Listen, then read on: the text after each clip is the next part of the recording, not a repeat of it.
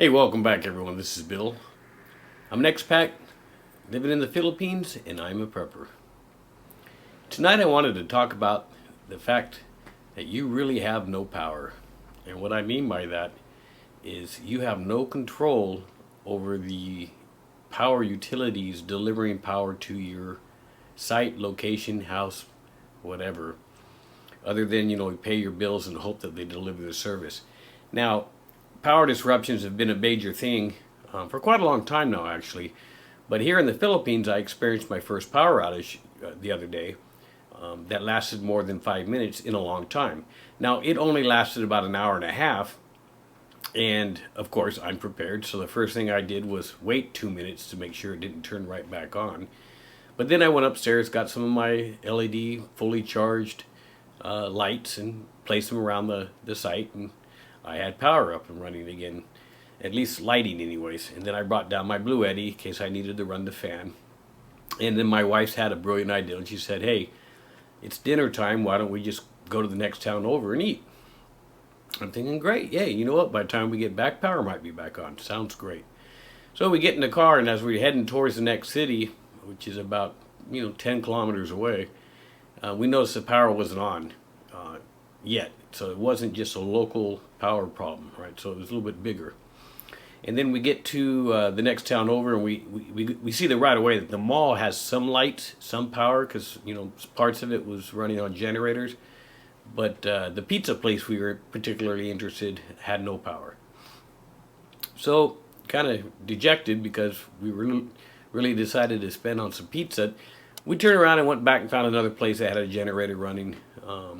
And had some traditional Filipino food, which was fine as well.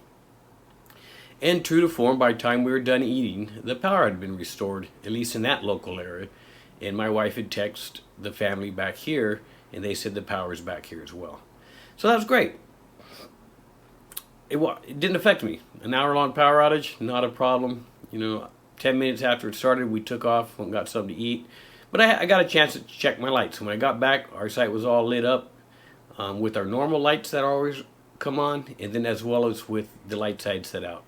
So I took all those portable lights down, and I recharged them all, right? So I set them all up on a charger so that they get recharged, so obviously they're ready to go for the next event. So once I got them all charged back up, I put them back away where they go. So the thing is, my neighbor 2 doors down, when the power went out, unfortunately for his business, the power didn't come back on because he has a large printing shop, and then when the power did turn on, the surge from all his equipment that was on literally shorted his line that was connecting outside to the power distribution. So keep in mind that when you do have a power outage, if you're running big equipment that are in an on state, turn them off, right? Because when the power does come on in one shot, you're going to get a large surge as all these devices try to fire back up. Now, it was at that time of the night where we weren't running any of our pumps for our water shop, so that wasn't an issue for us. But we left the aircon on because it's not more than an 18 amp draw anyways. So anyways, back to the power. I'm seeing more and more power outages in the lineup coming. Some of it is maintenance. They're actually trying to get ahead of the issues they're going to see coming. So they're trying to get out there and replace things, and they're trying to schedule these maintenance outages around rolling brownouts where they don't have enough power to service the area. So the power company out here is trying its best to balance the time of day and the rotation through these brownouts and outages, which is fine. Now we have a storm coming that's going to hit the northern part of the Philippines probably in 2 days' time. Now I'm not so concerned about it because I'm inland, but it might cause, obviously, it will cause some damage, to property that's on the Pacific Ocean facing side of the Philippines. And along with that comes, loss of power. So right now, you have 2 days, if you know the storm is coming and you know you're in a vulnerable area, to get your prep set aside for no power. Just anticipate the winds from the storm. It's going to knock down local lines, maybe even metro lines and stuff, and wherever you're at, you're not going to have power for, it can be, 2 hours, but I'm guessing 3 days, right? So make sure you get your batteries all charged up, your lights all charged up and ready to run. Make sure you have your water, drinkable water for 5 days, stashed somewhere. And if you are directly on the beach, maybe put some boards up on the front of the place and go inland for a couple days. Find a resort, rent a room in a resort for a while. Take all your preps there with you. Ride that storm out. I understand that a lot of people in the northern Luzon region of the Philippines are not super rich, but there's somewhere you can go for 2 or 3 days while this storm hits. Don't try to ride it out at home and expect to lose power.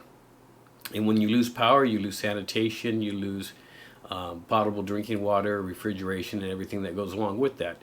So just a friendly warning that you have no power when it comes to these storms coming at you like they are, but you do have the power to prepare in advance for this natural disaster that's probably going to strike in 2 days, would be my guess.